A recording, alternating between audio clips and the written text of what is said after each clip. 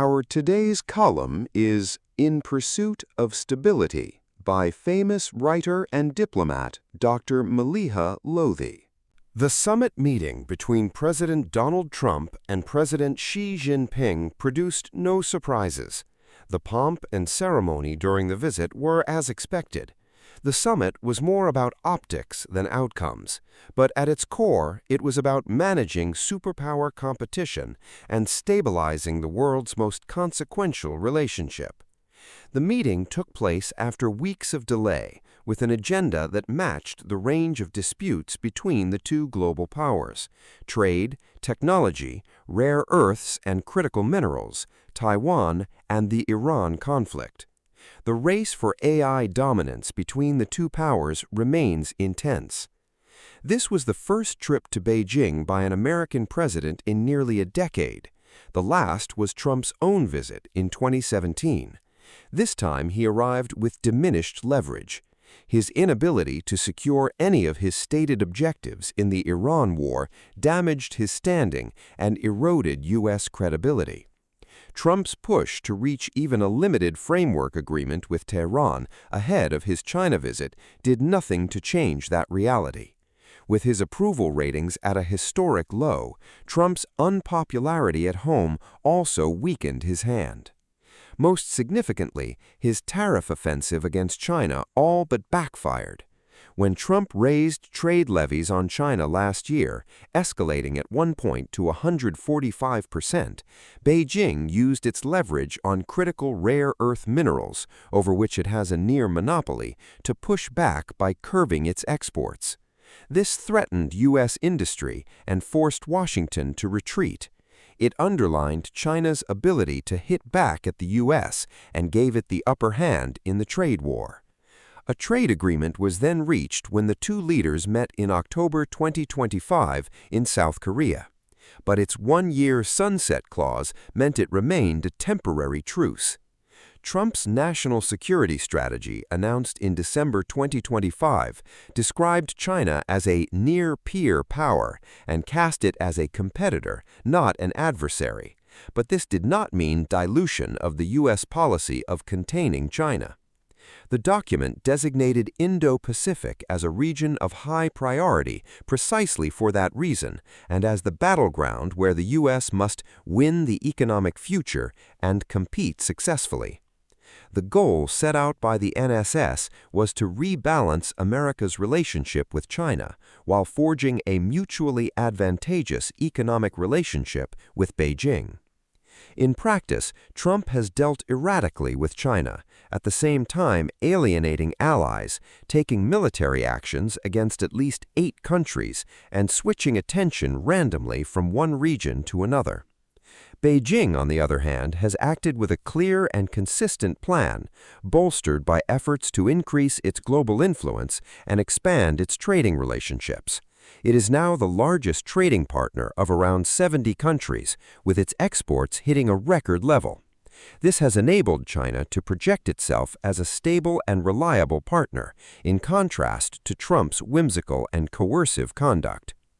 All these factors gave President Xi a stronger hand in dealing with Trump in the Beijing encounter.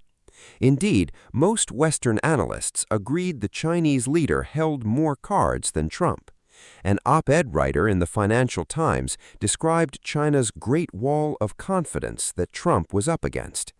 In The Guardian, Simon Tisdall wrote Xi held all the cards, adding that Washington's loss of influence and leverage is Beijing's gain.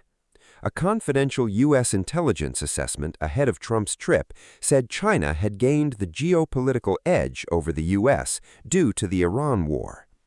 China, however, did nothing during the visit to signal this advantage. Instead, it went out of its way to show Trump respect. The high-stakes talks began with the two presidents exchanging warm and positive words. Xi said the two countries should be partners, not rivals, and to avoid the so-called Thucydides trap, a reference to the theory that underlines the danger of conflict between a rising and dominant power.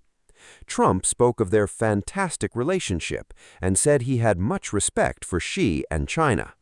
Xi also told Trump that Taiwan is the most important issue in U.S.-China relations, and warned that unless prudently managed, this could lead to conflict between them.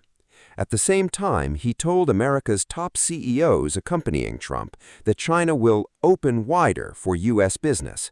For his part, Trump invited the Chinese president to the White House in September. On substance, the readouts of the meetings by the two sides showed their differing priorities and concerns, with little narrowing of the gap in their positions on key issues. Beijing's top concern was Taiwan, with China's claim of sovereignty over the island a red line it wanted to reiterate to the U.S., as also restate its opposition to American arms sales to Taiwan. For the U.S. side, trade and business deals were the priority, but there were few tangible outcomes on that count. There were certainly no big announcements, although it is possible that understandings may have been reached to be publicly unveiled later. China agreed to buy 200 Boeing jets, more agricultural products, and oil from the U.S., which were claimed as wins by Trump. Beijing, however, has yet to confirm this. Extension of the one-year trade truce seems to have been left for later.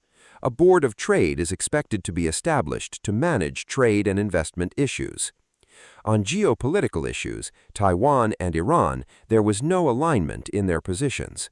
Trump did, however, say after the visit that he was undecided on the planned $14 billion arms sale to Taipei. This prompted an anxious response from Taiwan, reminding the U.S. of its security commitment. Trump also said he would consider lifting sanctions on Chinese companies buying Iranian oil. Ending those sanctions will be a significant concession to Beijing. A key takeaway from the visit was the agreement to pursue a relationship of constructive strategic stability, President Xi's framework for managing U.S.-China ties, with cooperation as the mainstay and competition kept within limits. Whether this marks the advent of a period of managed stability between the two superpowers should become clearer in the months and years ahead. Thank you for watching. If you like the video, do like, share, and subscribe.